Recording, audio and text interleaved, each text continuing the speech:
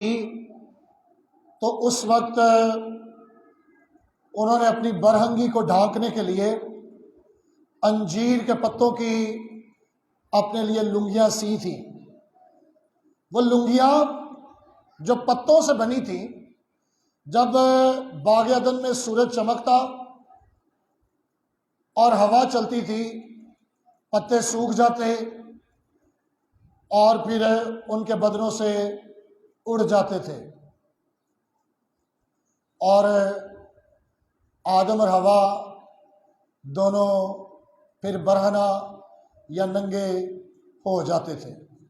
یہ اس بات کی دلالت ہے، یہ اس بات کا ثبوت ہے کہ انسان اپنے گناہ کا علاج خود نہیں کر سکتا۔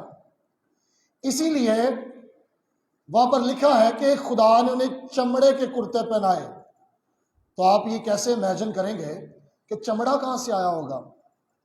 اس کا مطلب یہ ہے، یہ ایک تصویر تھی کہ خدا نے کوئی قربانی دی باغ عدن میں، اور اس جانور کا جو چمڑا یا کھال تھی اس کی لنگیاں بنا کر آدم اور حوا کو پہنائی گئی تاکہ ان کی برہنگی کو اور ننگے پن کو ڈھانکا جا سکے۔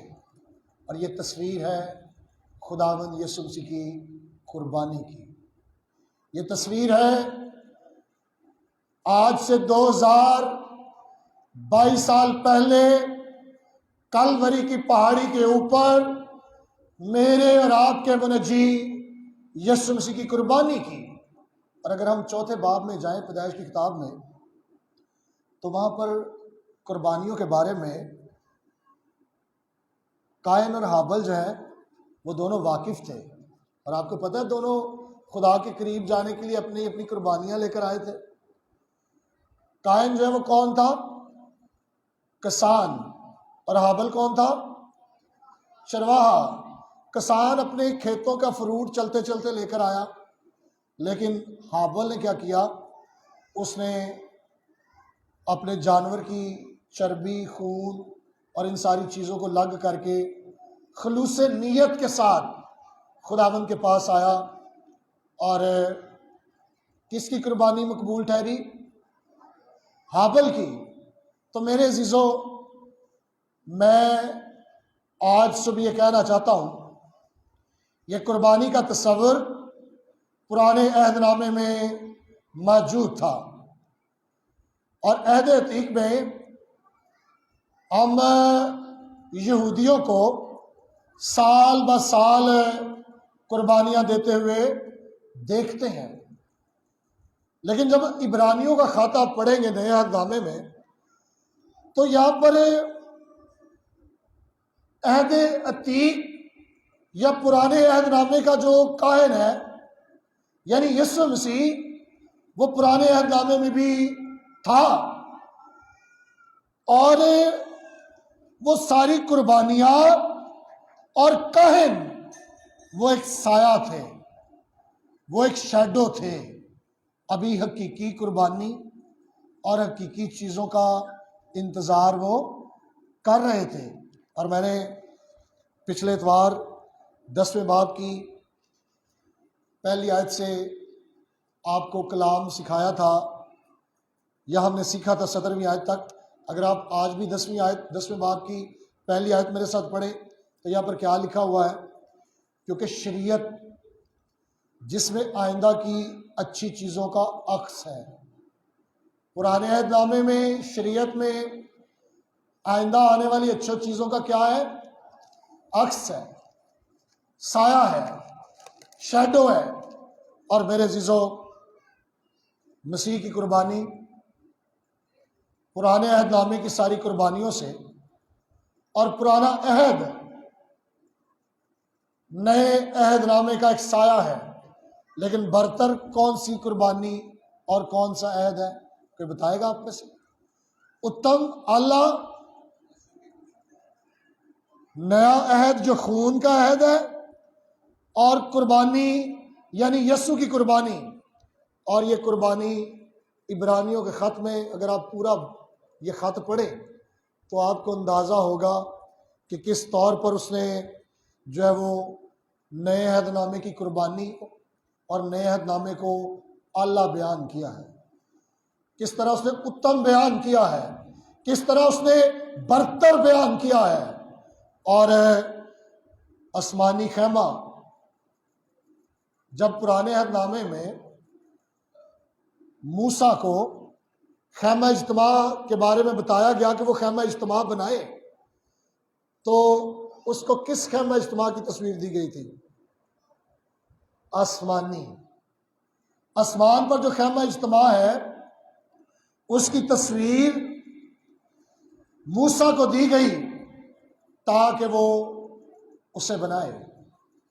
انسان کا بنایا ہوا خیمہ اجتماع یا خدا کا بنایا ہوا خیمہ اجتماع، زمینی یا آسمانی، کون سا خیمہ اجتماع جو ہے وہ زیادہ اعلیٰ اور برتر ہے؟ کون سا جی؟ آسمانی۔ اسی لیے میں نے آج اتوار کی صبح آپ کے سامنے 9ویں باب کی 15 آیات کو تلاوت کروایا ہے، اور میں آپ کو کچھ وجوہات بتانا چاہتا ہوں۔ میں آپ کو بتانا چاہتا ہوں کہ نیا عہد اور نئے عہد کی قربانی کیوں اعلیٰ ہے، کیوں برتر ہے، کیوں بہتر ہے۔ اور اگر آپ میرے ساتھ دیکھیں 9ویں باب کی پہلی آیت، کوئی آپ میں سے اونچی آواز میں پڑھے گا؟ 9ویں باب کی پہلی آیت۔ بس پہلے عہد میں بھی عبادت کے احکام تھے اور ایسا مقدس جو دینی تھا۔ جی، پہلے عہد میں بھی عبادت کے احکام تھے اور ایسا مقدس جو دنوی تھا۔ کون سا تھا؟ دنیا کا، یعنی زمینی۔ پرانے عہد نامے کا خیمہ، پہلی بات ہمیں ان آیات میں کون سی مل رہی ہے کہ وہ خیمہ اجتماع دنوی تھا، زمینی تھا۔ اور اگر آپ میرے ساتھ دیکھیں دوسری آیت سے 5ویں آیت تک پڑھیں تو یہاں پر آپ کو ایک اور بات ملے گی، یعنی ایک خیمہ بنایا گیا تھا، اگلے میں چراغدان اور میز اور نظر کی روٹیاں تھیں، اور اسے پاک مکان کہتے ہیں۔ اور دوسرے پردے کے پیچھے وہ خیمہ تھا جسے پاک ترین کہتے ہیں، اس میں سونے کا عود سوز اور چاروں طرف سونے سے منڈا ہوا عہد کا صندوق تھا۔ اس میں من سے بھرا ہوا ایک سونے کا مرتبہ اور پھولا پھلا ہوا ہارون کا آسا اور عہد کی تختیاں تھیں، اور اس کے اوپر جلال کے کروبی تھے جو کفارہ گاہ پر سایہ کرتے تھے۔ ان باتوں کے مفصل بیان کرنے کا یہ موقع نہیں ہے۔ کیا کہتا ہے یہ آنے والی چیزوں کا کیا تھی؟ یہ ساری چیزیں سایہ تھیں۔ کیا تھی یہ چیزیں؟ سایہ تھی، حقیقت نہیں تھی۔ اور یہ پہلے نمبر پر وہ خیمہ دنوی تھا، اور یہ ساری چیزیں کیا تھیں؟ سایہ تھی، ختم ہونے والی تھی، آئندہ اچھی چیزیں آنے والی تھی۔ اور اگر آپ 6 اور 7 آیت آپ میں سے کوئی پڑھے اونچی آواز میں۔ جب یہ چیزیں اس طرح بن چکی تو پہلے خیمہ میں جو قائم اور وقت داخل ہوتے اور عبادت کا کام انجام دیتے ہیں، مگر دوسرے میں صرف کردار ظاہری انسان بن کے ایک بار جاتا ہے اور بغیر خون کے نہیں جاتا، جسے اپنے واسطے اور امت کی خونجو کے واسطے جانتا ہے۔ یس، یہ لوگوں کے لیے پہلے خیمے میں سب جایا کرتے تھے، لیکن پاک ترین مقام میں سردار کاہن ایک ہی بار سال میں امت کی بھول چوک کے لیے جایا کرتا تھا۔ رسائی ناممکن تھی۔ خدا کے پاک ترین مقام یا جگہ پر جانا کیا تھا؟ رسائی یا پہنچ کیا تھی؟ ناممکن تھی، ناقابل رسائی تھا۔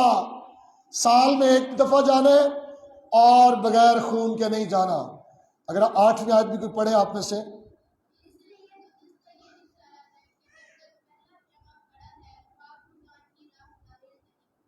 یس، یہ عارضی ہے۔ اگر پہلا خیمہ کھڑا ہے تو پاک مکان کی راہ کیا ہوگی؟ ظاہر نہیں ہوئی۔ وہ خیمہ کیسا تھا پرانے عہد نامے والا؟ جہاں قربانیاں گزرانی جاتی تھیں، عارضی، دنوی، ناقابل رسائی، اور پھر تیسری بات کیا ہے کہ وہاں پر وہ عارضی ہے، ختم ہونے والا، مٹنے والا۔ اور اگر آپ 9ویں اور 10ویں آیت بھی پڑھیں تو کیا لکھا ہے یہاں پر؟ وہ خیمہ موجودہ زمانے کے لیے ایک مثال ہے، اور اس کے مطابق ایسی نظریں اور قربانیاں گزرانی جاتی تھیں جو عبادت کرنے والے کو دل کے اعتبار سے کامل نہیں کر سکتی۔ اس لیے وہ صرف کھانے پینے اور طرح طرح کے غسلوں کی بنا پر جسمانی کام ہیں جو اصلاح کے وقت تک مقرر کیے گئے۔ میرے عزیزو، یہ دلی تبدیلی کے لیے بے اثر تھا، ضمیر چینج نہیں ہوتے تھے، دل پاک نہیں ہوتے تھے، اور اس میں اتنا اثر نہیں تھا۔ اس لیے عہد تیگ کی قربانیوں میں 3 وجوہات تھیں جن کی وجہ سے ان کی حد مقرر تھی۔ آج صبح میں عہد تیگ کے اس خیمہ اجتماع جہاں پر سال بسال بکروں، بچڑوں اور بیلوں کی قربانیاں کی جاتی تھی، جہاں پر امت کی بھول چوک کے لیے سال میں کان صرف ایک دفعہ جاتا تھا، جہاں پر کبھی دل پاک اور صاف نہیں ہوتے تھے، جو صرف عارضی تھا، جو صرف دنوی تھا، اس کی حد مقرر تھی، اور اس کی حد کی 3 وجوہات ہیں۔ پہلی وجہ، اس میں رسائی کی محدود پیشکش ہے، آپ اس میں جا نہیں سکتے، صرف سردار کاہن مقدس جگہ پر جا سکتا تھا۔ لیکن جب 2022 سال پہلے گلگتہ کی پہاڑی کے مقام کے اوپر یسوع مسیح اپنی روح خداوند کے ہاتھوں میں سونپتا، فدیہ اور قربانی دیتا ہے، تو لکھا ہے کہ ہیکل کا پردہ اوپر سے لے کر نیچے تک پھٹ گیا، وہ پردہ جسے 8 جوڑی بیل اپنے سینگوں سے زور لگا کر پھاڑ نہیں سکتے تھے۔ اور کئی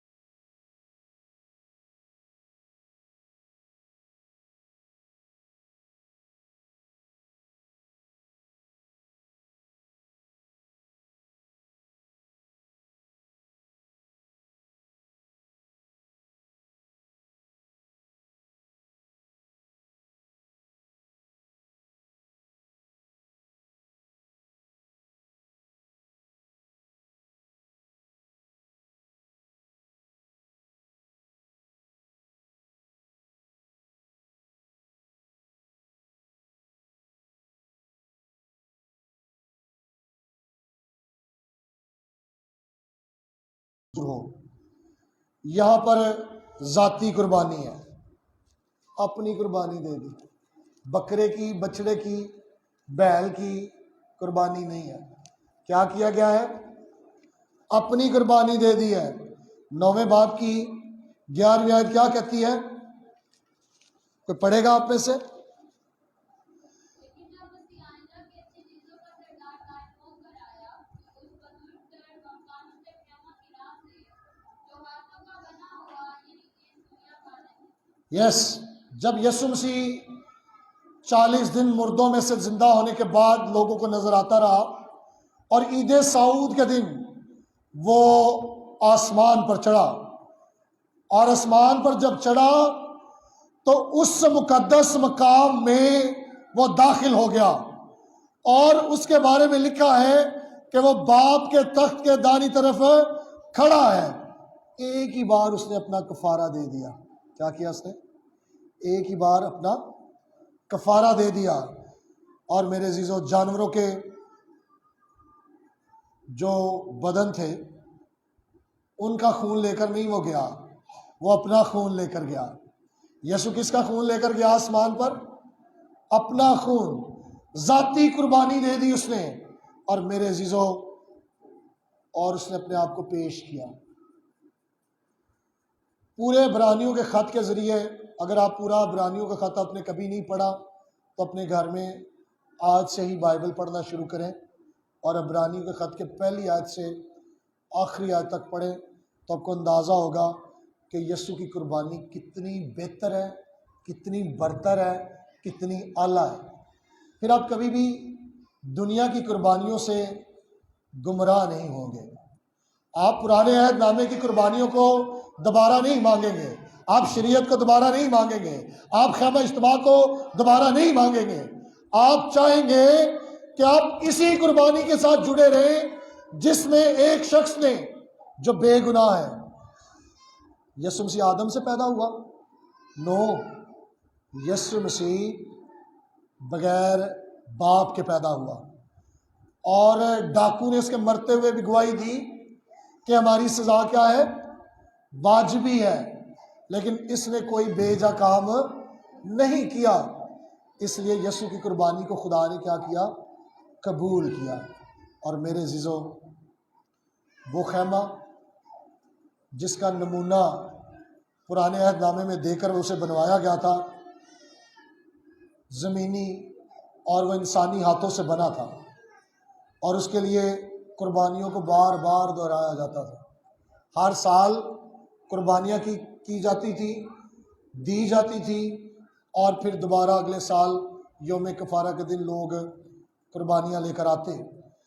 مسیح چونکہ آنے والی اچھی چیزوں کا عظیم سردار کائن ہے، ایک ہی سردار کائن ہے، ایک ہی درمیانی ہے۔ آپ کو کسی اور مقدسین میں سے کسی کی سفارش کی ضرورت نہیں ہے۔ ایک ہی شخص ہے جو قربان ہوا ہے، جس نے اپنی قربانی دی ہے، جو عظیم تر سردار کائن بن گیا ہے، جو میری اور آپ کی نجات کے لیے خدا کے پاس کھڑا ہے۔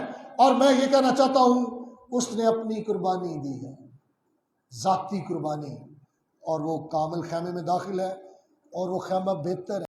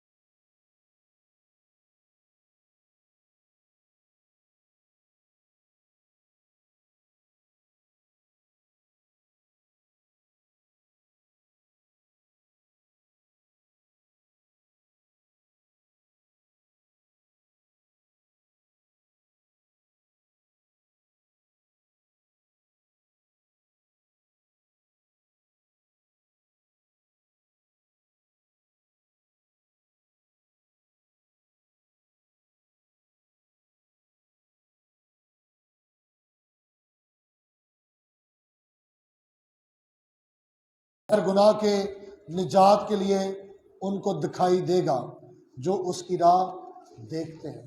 اب بھی جو اس کی قربانی پر ایمان لائیں گے، اب بھی جو اس کی قربانی کو قبول کریں گے، وہ ان کے گناہوں کو اب بھی معاف کرنے کا اختیار رکھتا ہے، قوت رکھتا ہے۔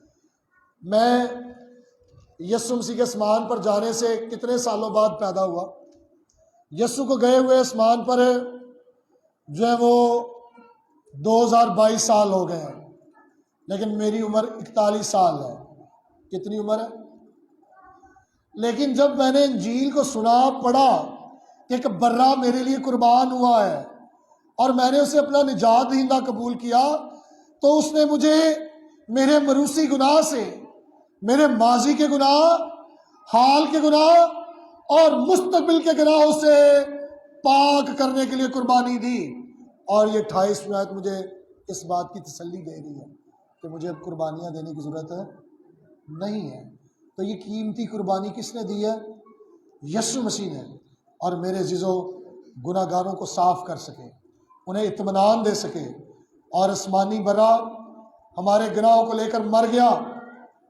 اور جب کبھی ہم شاعر بانی میں شریک ہوتے ہیں، دنیا میں بھی ایک دسترخوان ہے اور ایک پاک میز کا بھی دسترخوان ہے۔ پوری دنیا میں دسترخوان ہے جو دنیا نے بچھا رکھا ہے۔ ایک دسترخوان کون سا ہے؟ شاعر بانی والا۔ تو بائبل میں لکھا ہے کہ 2 دسترخوانوں میں شامل نہیں ہونا۔ لیکن لوگ ہر سال کئی طرح کے سوالات اپنے دل میں لے کر دوبارہ انہی سوالات کو دہراتے ہیں۔ اور میں آپ سے یہ کہنا چاہتا ہوں، جب ہم شاعر بانی کا تجربہ کرتے ہیں تو ہم صرف صلیب کی طرف اپنے نجات کو دیکھتے ہیں کہ کسی نے صلیب پر اپنا بدن بھی میرے لیے دے دیا اور اپنا لہو بھی بہا دیا تاکہ میں بچایا جا سکوں۔ اور وہ 2022 سال پہلے یسوع نے قربانی دے کر کیا۔ میں آپ سے یہ کہنا چاہتا ہوں کہ اس نے ہمیں ہماری صرف قربانی نہیں دی، اس نے ہمیں خریدا بھی ہے، اپنے قیمتی لہو سے خریدا ہے۔ اگر دیکھیں پطرس کا پہلا خط، اس کا پہلا باب اور 18ویں اور 19ویں آیت میں اس طرح سے لکھا ہے۔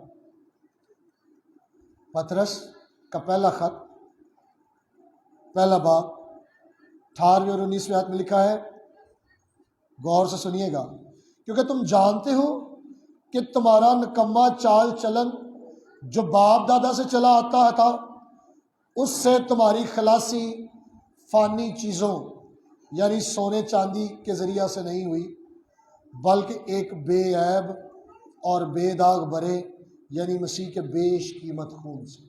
یہ قربانی بڑی قیمتی ہے۔ پہلی کون سی قربانی ہے جی؟ ذاتی قربانی۔ کون سی قربانی ہے؟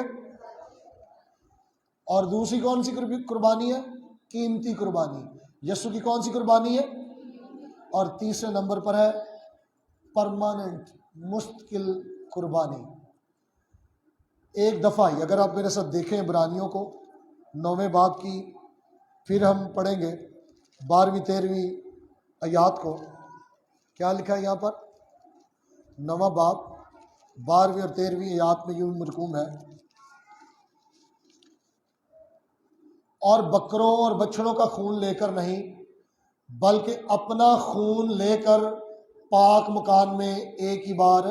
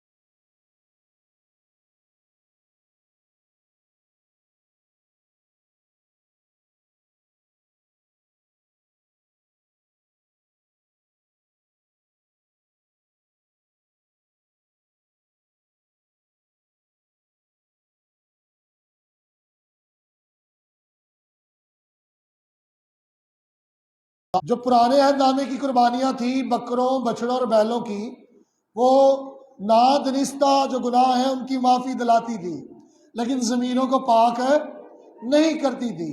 لیکن یسوع مسیح کی قربانی کے اندر یہ طاقت ہے، وہ آپ کے دلوں اور ضمیروں کو بھی کیا کرتی ہے؟ پاک کرتی ہے۔ اور میرے عزیزوں، پرانے عہد نامے کی قربانیوں نے صرف برونی حصوں کو صاف کیا۔ جب وہ قربانی جو سوکھتی طور پر گزرانی جاتی، اس کو راکھ اور خاک پانی میں مکس کر کے چھینٹے مارے جاتے تو وہ لوگوں کو باہر سے پاک کرتی تھی، ان کے دلوں کو پاک نہیں کرتی تھی۔ لیکن یسوع کی قربانی ایک طاقتور قربانی ہے، اس لیے اس قربانی میں ابدی میراث شامل ہے۔ کیا لکھا ہے 15ویں آیت میں؟ جو پہلے عہد کے وقت کے قصوروں کی معافی کے لیے ہوئی ہے، بلائے ہوئے لوگ وعدے کے مطابق ابدی میراث کو حاصل کریں۔ میرے عزیزوں، خداوند یسوع مسیح کی قربانی 4 وجوہات کی وجہ سے سب سے اعلیٰ ہے، سب سے اتم ہے۔ کون کون سی؟ ذاتی قربانی، قیمتی قربانی، ابدی قربانی اور طاقتور قربانی۔ آخر میں یہ آپ کو بتانا چاہتا ہوں، خدا کا ایک خادم جو جب نئی کلیسیا بننا شروع ہوئی تھی، تو یہ شخص جس کا نام جان ویزلی ہے، یہ امریکہ میں گیا تاکہ وہاں پر منادی کرے لوگوں کو۔ تو جب وہ یہ جہاز میں جا رہا تھا تو جہاز میں طوفان آ گیا، بڑا خوف تھا، لیکن اس نے وہاں پر مارون مسیحی لوگوں کا گروہ دیکھا جو وہاں پر گیت گا رہے تھے یا زبور گا رہے تھے انگریزی زبان میں، اور کہہ رہے تھے کہ رب ساڈا زور ہے تے نال ساڈی ہے پناہ، دے مدد ہو سختیاں وچ جیڑا ساڈا۔ اس گروہ کے پاس اطمینان تھا، لیکن یہ ایک مشنری تھا اور مشن کے کام پر نکلا ہوا تھا، لیکن اس نے سوچا میں لوگوں کو تبدیل کرنے جا رہا ہوں، میرے دل کو کون تبدیل کرے گا؟ میرے اندر ایسا اطمینان، ایسا سکون نہیں ہے۔ اور یاد رکھیے، جو لوگ یسوع کی قربانی کے متعلق ان وجوہات کو نہیں جانتے، یعنی وہ نہیں جانتے کہ یسوع کی قربانی جو ہے وہ ابدی ہے، وہ ذاتی ہے، وہ قیمتی ہے، وہ طاقتور ہے، ان کے دل کبھی نہیں بدلے۔ وہ ہمیشہ اچھے مسیحی بننے کی کوشش کرتے رہتے ہیں۔ کیا کرتے ہیں؟ اچھے مسیحی بننے کی وہ کوشش کرتے ہیں کہ میں اپنے نیک کاموں سے ثابت کر سکوں کہ میں اچھا مسیحی ہوں۔ کئی لوگ محنت کرتے رہتے ہیں، ساکرامنٹس پورے کرنے کی کوشش کرتے رہتے ہیں، اور جب آپ ایسا کرتے رہتے ہیں تو اس کا مطلب یہ ہے کہ آپ یسوع کی قربانی پر ایمان نہیں، کیونکہ پھر آپ کوشش کرتے ہیں کہ میں اپنے آپ کو خود ٹھیک کروں، میں خود پاک کروں، میں خود اپنے آپ کو خدا کی بادشاہی کے لیے تیار کر سکوں۔ تو ایسے بہت سارے لوگ ہیں جو بپتسمے کے اوپر بڑا سوچتے ہیں کہ اگر میں بپتسمہ لوں گا تو میری نجات ہو جائے گی۔ یاد رکھیے، یہ نجات کے بعد کے نیک عمل ہے۔ سب سے پہلے ایمان لانا، یسوع کو شخصی نجات دہندہ اور اپنی قربانی دینے والا قبول کرنا بڑا ضروری ہے۔ اور لوگ آج اپنی طرف سے کوشش کرتے رہتے ہیں۔ میں آپ کو بتاؤں، میں جب 22 سال کی عمر میں تھا تو میرے بہت سارے آوارہ دوست تھے